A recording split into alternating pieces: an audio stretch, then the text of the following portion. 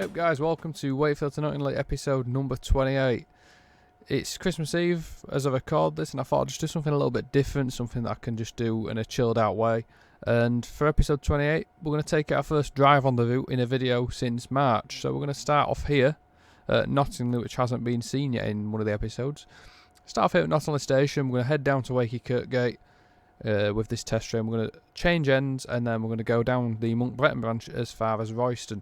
Take a look at everything that's been going on. There's been a lot of stuff happened since the last episode back in November, which seems ages ago. Can only apologise for it being like 6 weeks since last episode. Hopefully this will give you an idea of what's going on with the project, because it is still moving forward pretty quickly. It's just all happening sort of behind the scenes and quietly. So here we are at Nottingham. This is a work in progress custom station from Callum. Much like Ponty Monk Hill, he's been working on this one over the last few weeks. We've got the footbridge and everything going in. We've got signage to come yet, and we may still change those shelters because they're not 100% correct for the era that we're doing it, which is obviously before the platforms were extended. So the platforms have been extended now in real life, so they come down here and quite a lot longer. We're doing it pre those extensions. So we've just got a simple test train here. You can sort of see where the scenery ends by the road bridge. That's obviously been done specially for the route as well because it's a pretty unique bridge.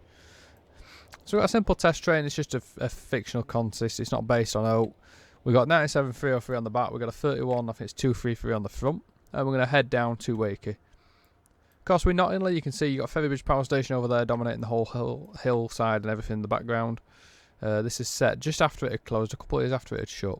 Before they started knocking bits down left, right and centre, because obviously that's progress. So we're over here at Knottingley. We've got all the sidings and stuff in here. These have been out of use for about 20 odd years. So I've tried to recreate it as faithfully as I can. They're all overgrown and everything. If we ever backdate the route, obviously we can uncover those, but they're unusable and haven't been used for 20 odd years. So I'm going to leave them as they are there. Because it's quite an important sort of look to the back of the view there at Knottingley. We'll get in the cab. We've already got the green signal, as you could see. And I'm just going to set things up here so that we're ready to go. It's about a 20-minute drive down to Wakey. We'll get down to Wakefield Kirkgate, we'll change ends, and then we'll head up to Reuston. We could, of course, just go direct around the curve at Crofton, but why do simple things when you can be difficult? Pretty much my way of life, actually, thinking about it. Anyway, I'll stop chelping and I'll start driving. So I'm going to release the brakes. I'm going to shut up and just not press that button. I'm going to shut up and go outside and let you guys enjoy the wonderful AP sounds.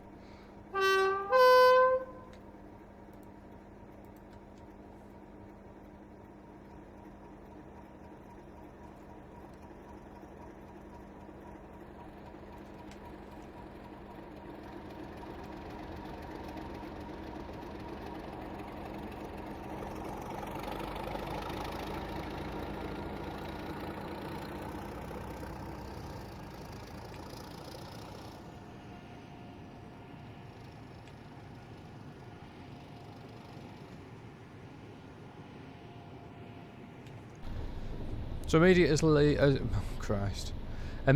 as we leave here at Knottingley, we get to Knottingley West Junction. This is where you can head right, and in our route you will indeed be able... What am I doing? You will eventually be able to head right towards Ferrybridge. I've not added the power station in yet, but it will be going into version 1 of the route. So you'll be able to head here to the right, go round Knottingley Ferrybridge Power Station if you want. I can assure you I haven't had a drink. I just can't talk. I can't speak, as we like to say. I can't speak. This is awful. Sorry, guys. So we're now onto the straight up towards Pontefract. We've got a 50-mile-an-hour sign here coming up. So the line speed increases here to 50 mile an hour as we head away from Knottingley. Got to wait for the back of the train to clear before we can do anything with that. Now in a second we'll go over what is known as the S&K. That is the Swinton and Knottingley line. So this line heads from essentially like Church Fenton, York, Milford, all those places. The one that we're going to go over. And you can take that then through to Moorthorpe and ultimately down to Swinton and Sheffield, hence the name, the Swinton and Knottingley. First bridge that we're going to go over, this is the original A1 road, the Great North Road, being replaced in recent years by the A1M bypass road, but this was the original A1M, not A1. It's now just a dual carriageway that sort of ends just up there. And as I said, we'll be going over the S&K in a minute. Now this is just coming up to where I'd fouled it all up and not welded the track up properly and stuff in the original drive-through that we tried to do. So hopefully we'll do a bit better this time.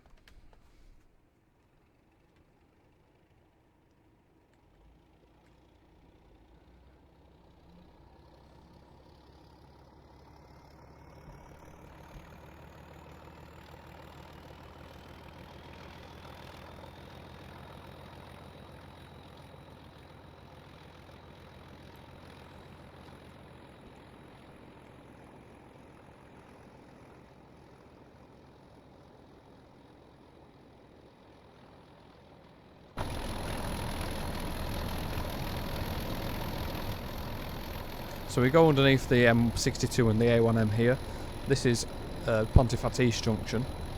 This is where the line from Ferrybridge comes back in, as we then head up the hill now towards Pontefract Monk Hill. Quite a steep gradient as we climb up here, and very soon we'll be getting up to Pontefract. There's a 30 limit to go for there.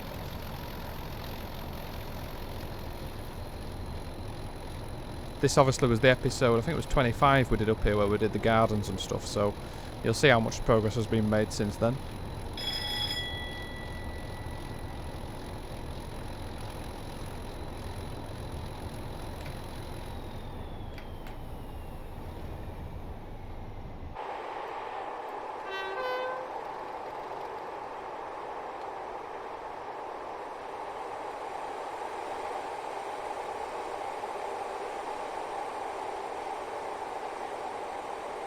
So just dropping some brakes in now, 30 mile an hour at Pontefract Monk Hill. We'll go straight through the station.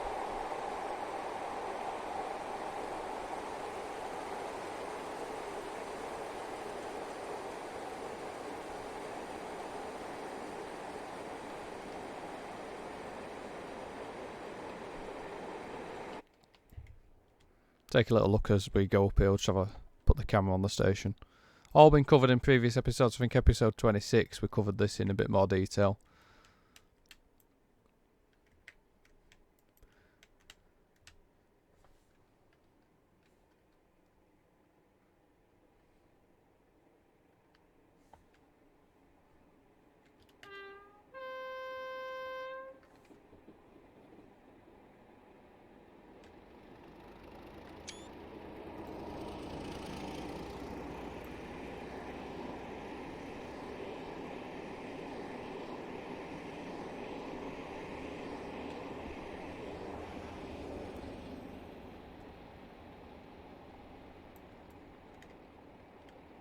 So the junction here at Monk Hill, this one leads you around towards Castleford. Regretfully that will be in version 1. Regretfully because I just don't like Castleford, but it will be in version 1. You've got Ponty, Prince of Wales Colliery that used to be here. So you've got Prince of Wales Colliery box. It's not a custom, it's just a wooded one that looks very similar. Whether that changes or not is another matter. And there is a little bit of basic work already started down here, but nothing too strenuous. It's just the basic sort of detail that's been put in so far, because we need a lot of stuff going down there. We've got to get cast station in, we've got to get a glass out one station in, we also got to get escaping as well, so there's a lot to go there. On this line we still need to get Pontytanshaw station, which will probably be the next one to go in. We need to get Featherstone, and we need to get Street House stations done. Once those are done, the actual core of Wakefield to Knottingley will be, you know, well on its way to being finished. We've still got a few other bits to do, such as the Featherstone Rovers ground and stuff like that, but you know, for the most part it will be pretty much done. So we're again on this steep climb, 1 in 150. We go over the summit between Featherstone and Pontefract, and then we'll drop down through Featherstone, through Street House and onwards towards Crofton, which is where the Monk Bretton branch does branch off. Now for those wondering what the Monk Bretton branch is and why I've put it in the route, well, I don't really have a particularly good reason why I've put it in the route, other than that I wanted to put it in the route, so I'll put it in the route. Monk Bretton branch is the former Midland main line. I've bleated on about this about 1,000 times in previous episodes. And from Crofton East Junction, it's where the sand train goes. So the sand train comes from Middleton Towers, which is near King's Lynn. So working that's actually been running since the mid-80s. In fact, even 1982 or something like that. It comes along here from Knottingley, having left the East Coast at Shafton Junction. Comes along here at Crofton East Junction, which is here. It turns right and then heads onto the former Midland Main Line down to Monk Bretton, which is about 7 miles down there. Last bit of the journey isn't in yet, but it should allow some interesting scenarios nonetheless. Northern have used it over the years on a very regular basis for skid pan training, particularly to use it with paces and stuff over the years, and test trains such as this obviously go down there. But it's also just a very historic sort of piece of line that I wanted to make sure was in the route, and it's actually not taken that long to do. I think it's been completed in about 5 weeks, which for me is actually pretty quick. There's still about half a mile to do, but it should be done by early January. And once that's done, for version 1 we will have the section to Castleford left to do, some tidying up on this section from Wakefield to Woodlesford, and then the final bit from Hunslet into Leeds will be needed for version 1. Version 1 will cover, as I said before, from here at Thornhill Junction and basically everything east of there, but not the bit via Dewsbury. That'll be in version 2. So version 2 is when Tom will join on. Once Cumbrian Coast comes out, Tom's going to help me out and do scenery at Huddersfield, so that'll make it so we start moving forward a lot quicker. So we've just gone through where Featherstone Station will be. We're now heading down the hill towards where Street House would be. You can see it on the bottom there, I've got the hood on so you can sort of see where it would be. There's the site of Acton Hall Colliery there on the right. It's quite a long straight down here, and we turn left and then we head over another hill before we drop down through Crofton, and then we continue to drop all the way into Wakey.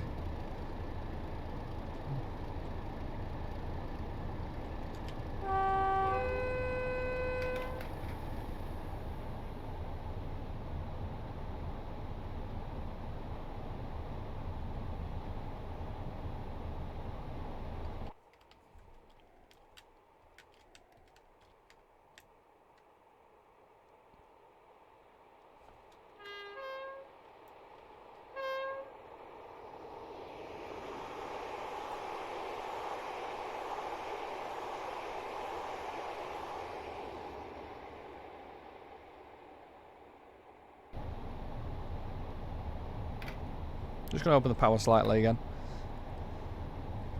and I'll put it back on the outside view. Scenery will disappear for a brief moment here at Street House, about a quarter of a mile where there's no scenery, just because I'm not going to do it until I get the station.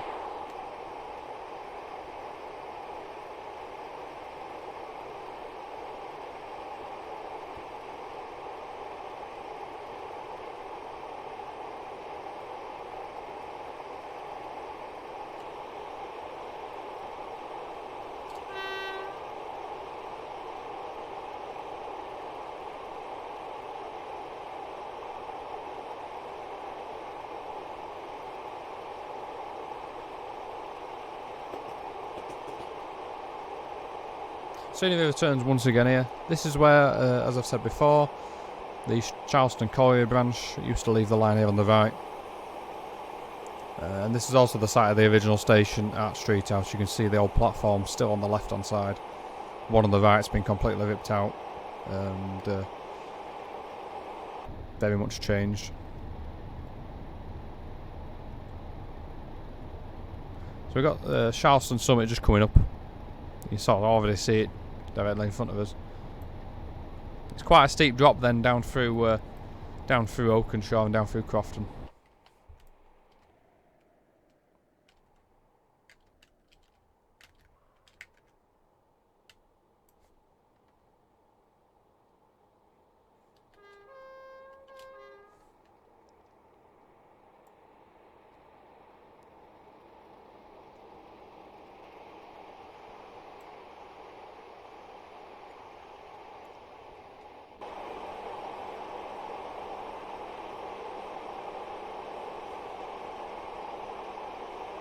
So it's 1 in 111 at the minute, and that'll actually get steeper yet as we go past Crofton, where the depot is, and that's one of the other big, obviously, objects that we need to get made still, along with Knottingley depot.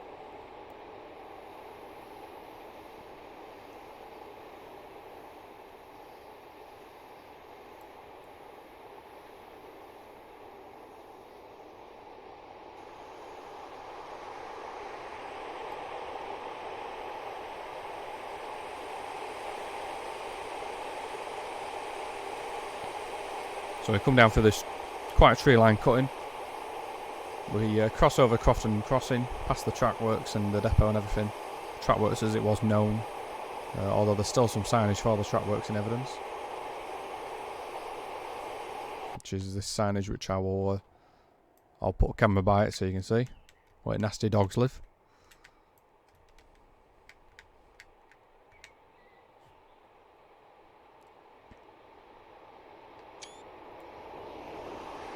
So that's Crofton East Junction just there. So this junction here, in theory, is where we could have turned right, obviously, and headed, as I've said, towards Monk Bretton. And that would be the direct way to go. That's where the sand train goes. We're just going down to Wakefield Kirkgate just so we can reverse and have a little bit of a longer extended run. You got the main Doncaster Road there into Wakefield itself. And so this is where the line curves round. And that's where it would join the Old Midland Main Line here, the former Oakenshaw North Junction. And we are on the Lancashire and Yorkshire line, so we're over there, and we'll be going underneath the Monk Bretton branch as it is. And then what we'll do afterwards, after we've been into Wakefield, is we'll come up that other curve and traverse that line as well. Quite a steep gradient on that one. I think it's about 1 in 50 or 60, something like that. This is Crofton West Junction. If you come from that direction behind us, you would be coming from Hare Park Junction, the Leeds to Doncaster line, of course, that one. And this is Oakenshaw Cutting, so this is quite a well-known sort of photo location, this footbridge. Somewhere that I've spent a lot of time myself as a kid over years. Well, not as a kid now, but somewhere I used to come as a kid and somewhere I still come now. There is a small gap of scenery down here on the curve where I've not done it, and there's no particular reason for that other than I can't be bothered at the minute, so I've not done it. I'm not making an excuse as to why I ain't done it. I'm going to redo it all with roads and make it a bit better because it looks a bit crap at the minute, to be honest. Just down there on the right is just empty scenery. In real life there's a load of building work going on down there. They've built a new road called Neil Fox Way and everything, but this is set just before they started doing that, so it's saved me a lot of hassle, even though I still can't bother to do it. Quite a lot of tile stuck there, and that is mainly because it's loading in so much of Wakefield. It's got to load in the section towards Horbury as well, so it's quite a lot that it loads in at once. With Wakefield being a triangular junction and everything, it's a lot of stuff to bring in. Idea with performance on the route is that FPS stays, you know, reasonably high throughout. We're coming into Wakefield, we're still at 55. For me, it has to stay above 35 on my system. I'm happy then. That's my simple philosophy with it. The tile stutter, again, I judge everything when I'm doing these personal projects. I judge it for myself. So I'm happy with the tile stutter that there is. I'd rather have a bit of tile stutter than no tile stutter and no, you know, detailed foliage and stuff like that. The foliage is the key thing that I've tried to really get a lot of detail into, without at the same time going over the top. You know, I've not tried to put 3D trees 200 miles up track and stuff like that. It's all with the intention of trying to keep it performing nicely but looking good at the same time. And it's worth mentioning again, obviously everything's still work in progress, although this bit is, you know, pretty well done. There won't be much changes on here, I don't think, to release. So we're getting a double yellow here, and that's because we'll be going into Wakey Kirkgate in a minute. So we'll get a single yellow and we'll get a feather to cross over into platform 3, and then we'll be just basically changing ends and coming back out of there. We'll cross over at River Calder down here as well.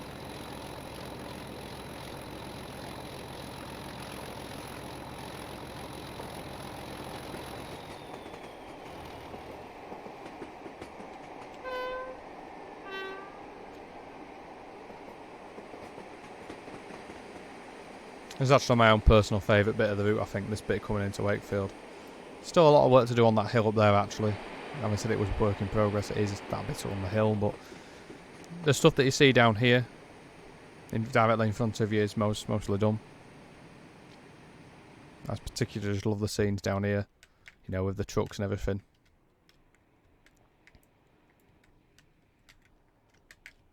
Just allows you to get quite a few different angles on it, which is what I wanted to achieve. Also allows me to make a balls up a braking and manage to stop the train, but, you know, better to be going too slow than too fast, I guess.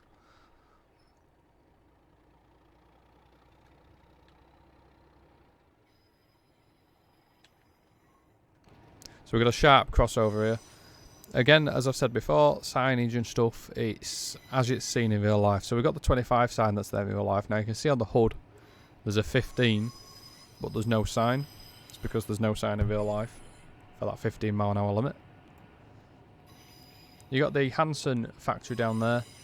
That's the Cobra Steel side is down there. There's no actual rail traffic being in there for, I'm going to say 20 years.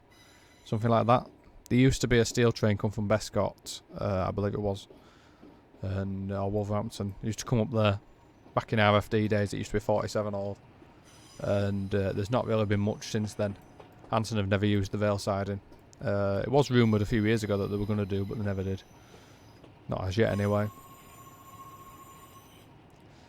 So we're now coming into Wakey Kirkgate. This is obviously where the line from Normanton and everything, Castleford, Leeds, comes in from the right. Again, all that is in version 1. And you will be able to take those lines as well. Also in version 1, you'll have the line straight on up to as far as 4-0 Junction. As at present, we've got about 35 to 40 miles, maybe actually 40 to 45 now, thinking about it, complete or nearly complete. We just want to make sure that version 1 has a reasonable amount in it, it's not just like 5 miles and you're done. You know, it's still not going to have millions of miles in it that's usable, but it allows us to in the background work on the Leeds to Manchester stuff, which I know is what people really want. But hopefully once we get version 1 out, the rest of it can start following pretty quickly. That is the intention, at least.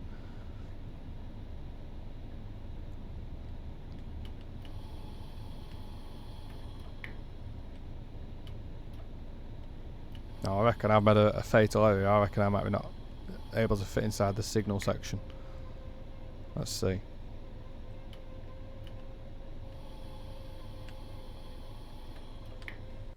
No, I have fitted inside, that's alright.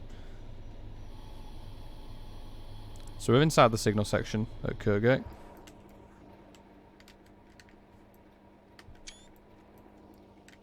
So you'll have seen Wakefield Kirkgate in the earlier episode, so I'm not going to, you know, go showing that again.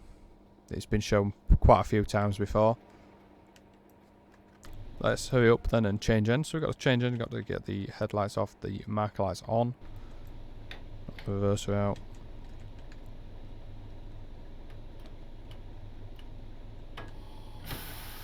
Shut down the brakes. Change ends now, we're in the 37. So this is one of the Network Rail 97s on this end.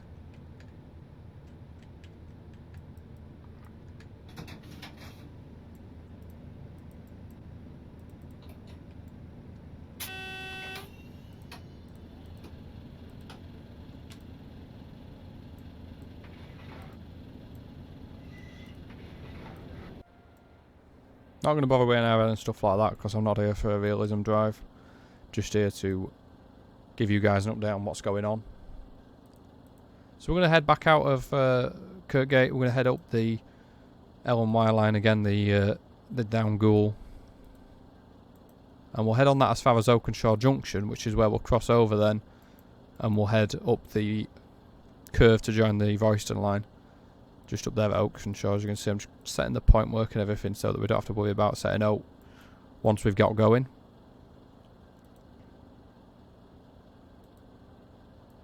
Because it is only a relatively short run out of Wakefield, obviously, up to the junction. So we've got a double yellow. That'll get us up towards the junction, then we'll get a clear aspect, I should think, as we get up there.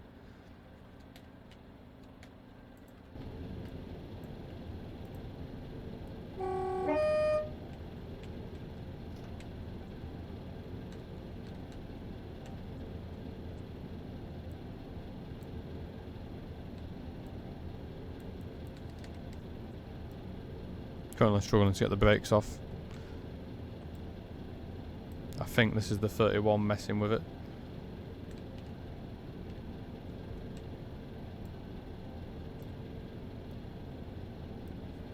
Try and couple in the 31, we'll just dump it here in Kirkgate.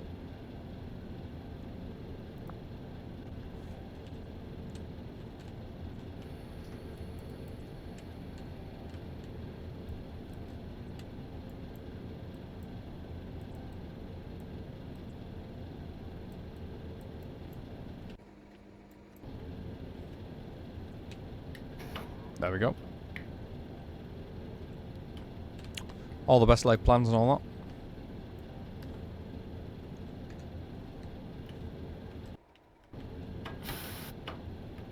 that. Brakes are now working. I've got the 31 recoupled now.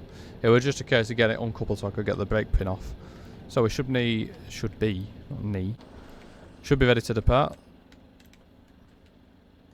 Don't want clag factor 10. Too extreme.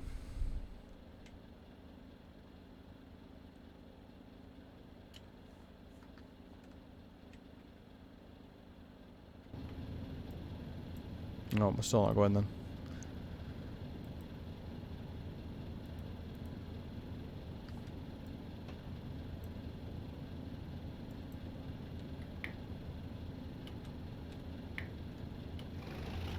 There we go.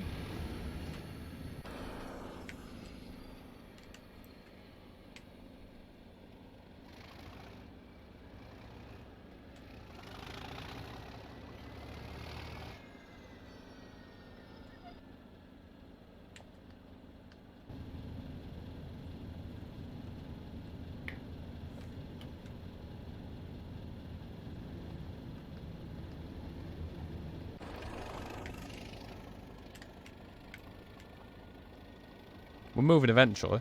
Probably won't be moving for long, but we're moving.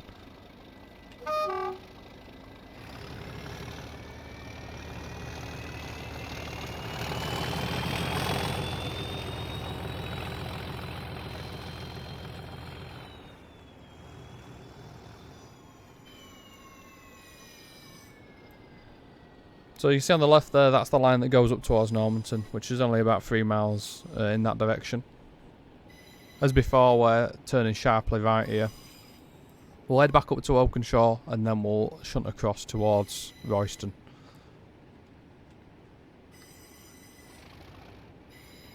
It's a 25-mile-an-hour exit here from Kirkgate and then it rises to 50. But we've got to get it back down to 20 then, and then 15 for the junction itself at Oakenshaw.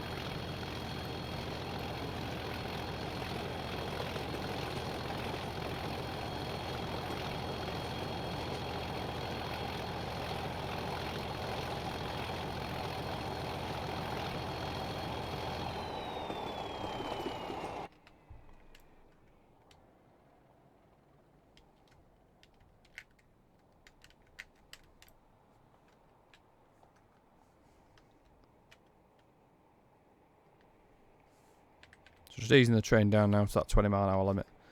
Got the 20-mile-an-hour curve. It's 20-mile-an-hour all the way round actually till we join the other line, which I've not managed to get slowed down for in time. Got a green though anyway because we're going straight up the curve and we'll have the signal all the way to the end of the branch.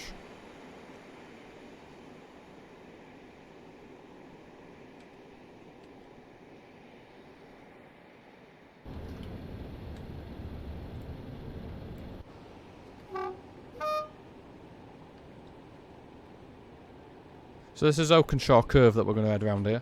Don't believe we've taken a train around here on stream, so this stream video. So this should be new track for the videos at least. Quite a steep gradient we get onto here. We can obviously climb past this, we climb off the Lancashire and Yorkshire. You have to go up onto the bridge, meet the other line, which is quite a lot higher than us. So it's a 1 in 89 at the minute, and it actually steepens a bit beyond that as well.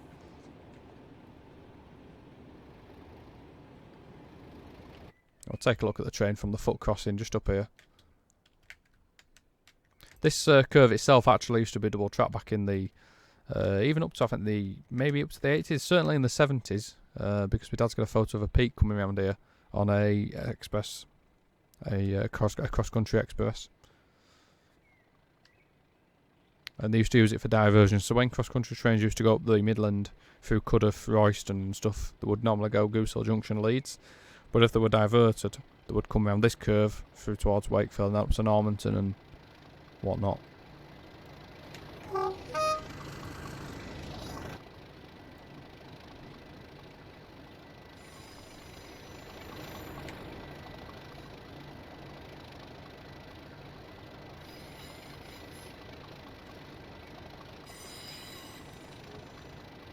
It's 1 in 56 at the minute, the gradient. Got the green signal, so we'll join onto the old Midland just down here.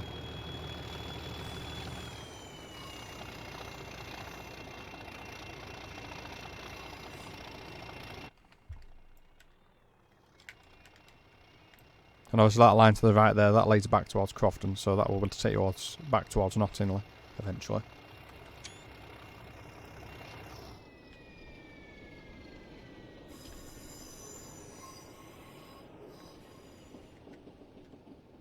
Now there's a small gap just here in scenery, but then it builds back up again, so you'll get full scenery again in a second. There's just a very small gap where I need to put the Leeds to Doncaster line needs to go underneath, and I need to put a couple of bridges in.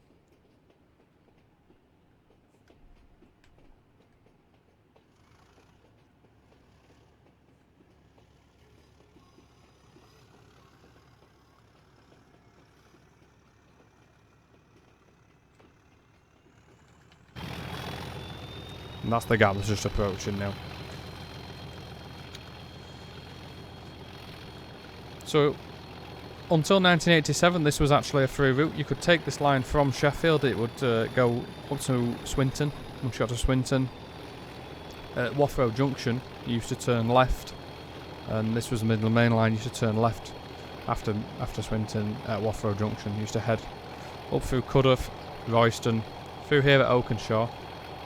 And then from Oakenshaw, it continued straight and joined the Wakefield to Leeds line there at Goose Hill Junction. This was obviously 4 tracks back in the day, so this was 4 tracks, and the line speed I think along here was 70. And it was actually 90 further south, so it was a very fast line. What I've tried to do is try to keep it as authentic as it is, so a lot of it's still got ballast on it, but it's really overgrown in some spots, and the ballast is still there, but the grass has just shot straight through. Some areas there's more than others, so I've tried to vary it based on as close as I can see in real life. This is the site of Sandoval Moulton station. This was shut early 60s.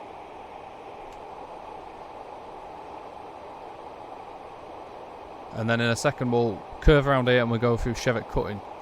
Now Cheviot Cutting gave me a bit of a dilemma, because obviously in reality I should have just done 2D trees up there. And this will be an interesting test of FPS. We're at 40 at the minute. I'm anticipating getting down to quite close to 30. We'll see if we drop below 35 or 30. In my tests without the stream software running, it's been around 45, so I'm expecting it's going to be lower than that. We're down at 35 at the minute. It is a bit low, and if I was doing this very sensibly, I would have done 2D trees at the sides of this cutting. But when I did do 2D trees, it looked absolutely like abysmal. Just horrific. You couldn't imagine how bad it looked, because obviously you got 2D trees coming down on top of those 3Ds. It just looked awful. And this is one of the steepest railway cuttings in the UK. There really aren't many steeper than this, because it used to be a double track tunnel, and I think it was around 1923 they opened it out to a cutting, and it was 4 tracks. So you can see obviously there's a lot of 3D trees going on, but it's still, I'm over 50 FPS, so I'm not concerned. And the main reason I'm not concerned is because I've not done anything detail-wise outside of the cutting. So basically I've just kept all the detail inside the cutting. You know, obviously LODs and everything, it still impacts the FPS, but as you saw there, the FPS was still nicely up about 50 odd, so not concerned in the slightest with that.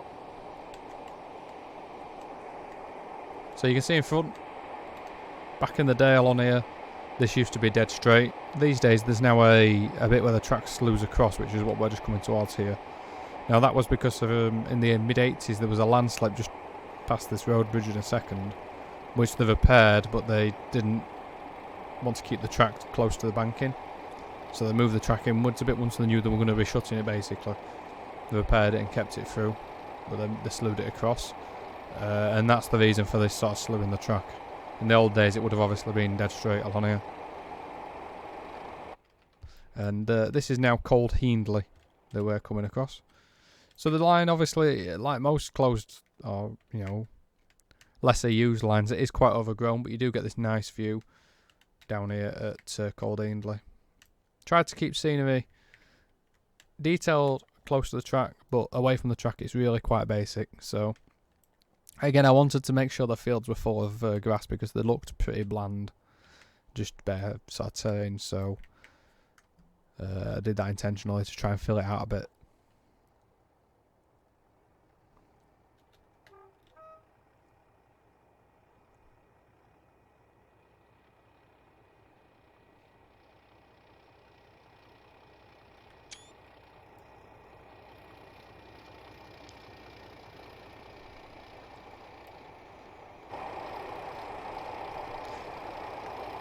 So the line curves again down here. This is Reuston Junction that we're coming up to, or the site of Reuston Junction.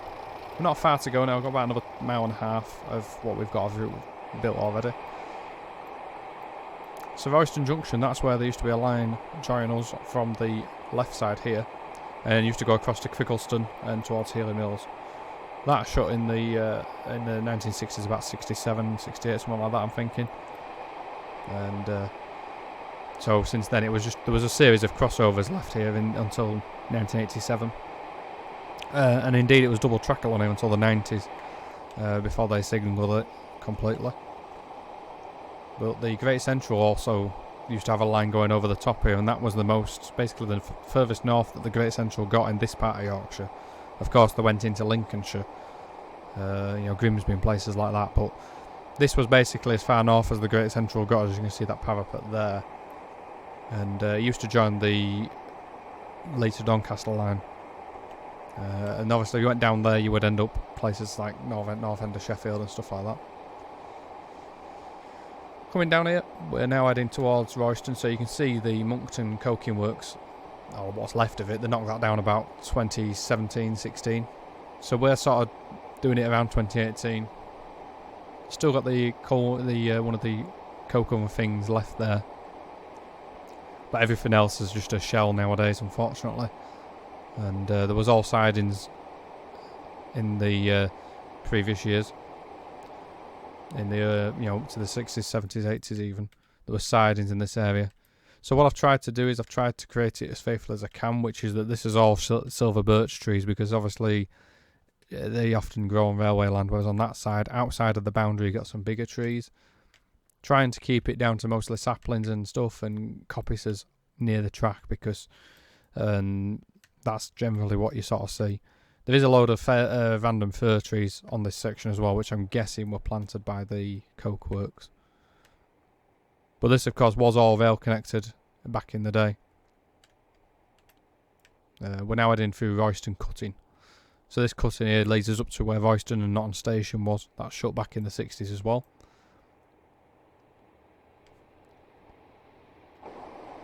And we're very much coming up to the last bit that's been done so far, in just a short while.